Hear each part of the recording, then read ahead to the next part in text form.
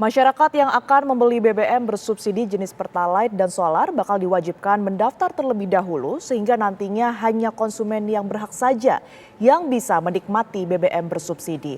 Rencana pendataan konsumen yang dilakukan Pertamina ini dilakukan sebagai upaya agar penyaluran BBM bersubsidi bisa tepat sasaran.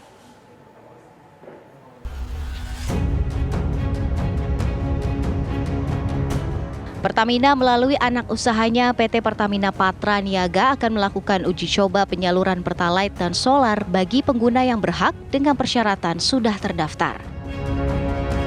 Pendaftaran mulai dibuka pada 1 Juli 2022 melalui aplikasi My Pertamina atau melalui laman subsiditepat.mypertamina.id.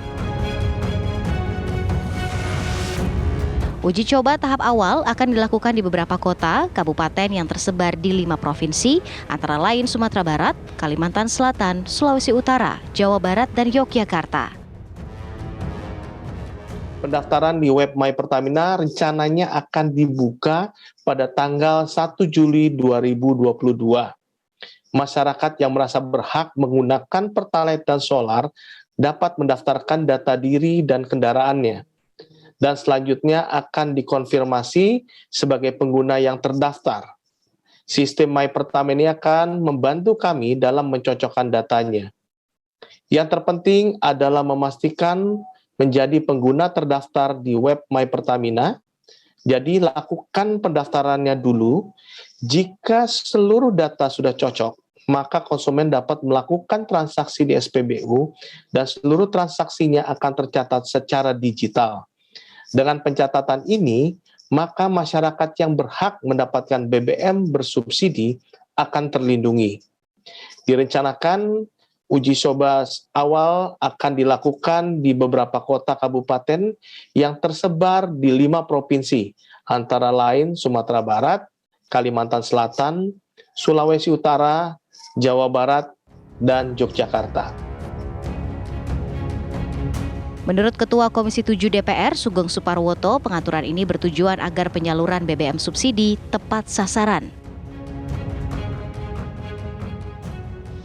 Prinsip dasarnya adalah, itu adalah sebuah metode atau cara bagaimana agar subsidi itu tepat sasaran.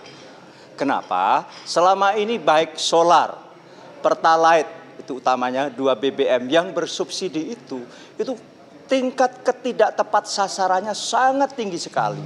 Oke, ada semacam kritik, ya pengawasannya kurang dong, akan begitu. Tetapi memang secara dasar itu adalah ada yang salah menurut kami di Komisi 7. Memang ini masih dalam pembahasan ketat, tetapi prinsipnya begini, bahwa subsidi itu adalah untuk meningkatkan atau mempertahankan daya beli masyarakat, bukan untuk menurunkan harga barang. Sehingga yang disubsidi itu mestinya adalah bukan barangnya, tetapi adalah orangnya. Nah ini My Pertamina itu sebuah aplikasi, ada yang dengan handphone, ada juga dengan kartu. Nanti siapa yang memang berhak menerima subsidi itu nanti akan ada identifikasi data. Keluhan selama ini datanya sulit dicapai untuk tepat sasaran. Bayangkan Republik sebesar ini dengan big data yang seharusnya sudah lewat peristiwa itu. Kenapa? Sistem pemerintahan kita ini paling lengkap di dunia. Ada RT, ada RW, ada kelurahan, ada kecamatan, ada kabupaten. Pertalite itu kan bersubsidi untuk masyarakat yang tidak mampu dengan kategori tertentu. Juga untuk industri kecil, untuk solar ya. Tidak untuk industri yang berkapasitas besar. Maka nanti yang boleh membeli solar bersubsidi adalah pemegang-pemegang yang berhak dengan identifikasi tertentu. Baik itu berupa kartu maupun melalui handphone, kartu dengan handphone. Sehingga orang yang di luar itu tidak bisa membeli solar atau Pertalite yang bersubsidi itu. Bayangkan tinggi sekali subsidi di solar. Sekali lagi yang berhak bersubsidi itu adalah pemilik kendaraan, bukan kendaraannya, karena banyak sekali kendaraan berskala cc rendah katakanlah, tapi dimiliki banyak jenis, banyak jumlahnya oleh orang yang mampu. Tapi dia tetap mendapat subsidi. Karena apa? Jenis kendaraannya yang kategori dapat subsidi. Ke depan tidak, yang disubsidi, ingat, ideologi subsidi itu adalah meningkatkan daya beli masyarakat, bukan menurunkan harga barang. Biarkan barang menemukan titik equilibriumnya berdasarkan hukum-hukum barang. Kalau memang ada subsidi, itu adalah hak seluruh warga negara untuk menikmati subsidi. Pakar kebijakan publik Said Didu menilai kebijakan ini justru bisa mempersulit rakyat miskin yang berhak menikmati subsidi. Menurut saya Pertamina ini offside sebenarnya.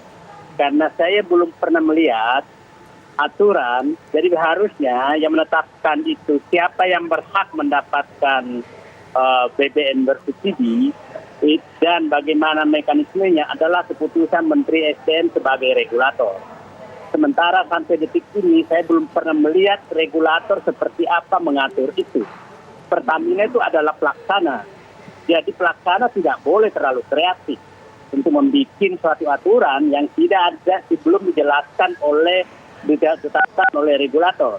Saya kasih contoh, umpamanya pupuk itu tanya dari Kementerian Pertanian dan seluruh petani yang berhak mendapatkan subsidi dikasih kartu tani sehingga kartu itu yang digunakan membeli ke pengecer. Nah, ini Pertamina terlalu kreatif untuk membuat sesuatu yang berdasarkan aplikasi, jadi bukan berdasarkan siapa yang berhak.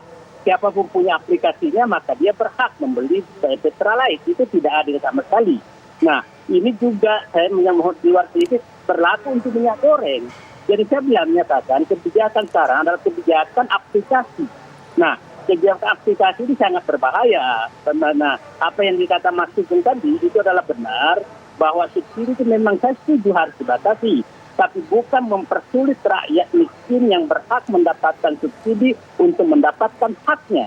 Anda bisa bayangkan apakah nelayan yang punya hak subsidi punya HP Android? Nggak punya mereka. Apakah seluruh yang punya motor punya HP Android? Nggak punya. Masa harus membeli Pertalite harus beli Android dulu?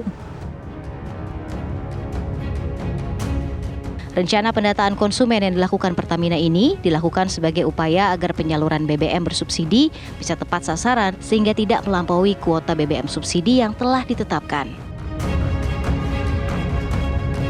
Tim TV One mengabarkan.